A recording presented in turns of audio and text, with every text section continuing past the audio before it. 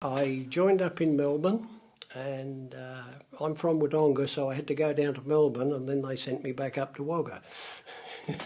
So I did my part of my rookie training at Wagga, and I was in about the second group to go over to Edinburgh, north of Adelaide, to finish off my rookie training.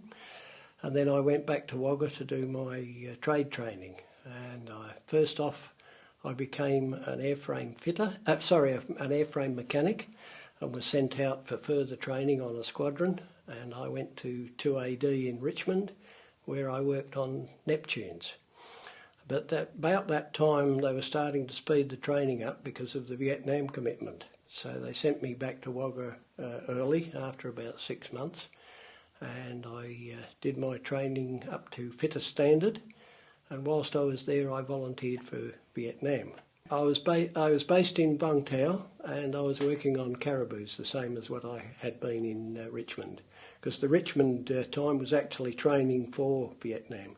In those days, the Caribous were fairly new, so the major problems were tyres and brakes, because we were operating into some very short, very rough dirt strips in Vietnam.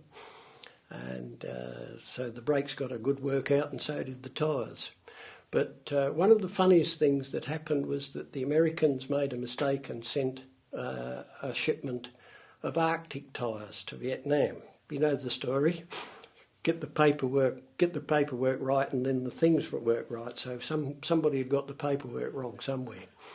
And the funny thing was that those tyres had circular wire in the tread for gripping the ice. Well, those tyres were the only ones that lasted the full time, and we took them off before they were actually worn out. But they were time expired.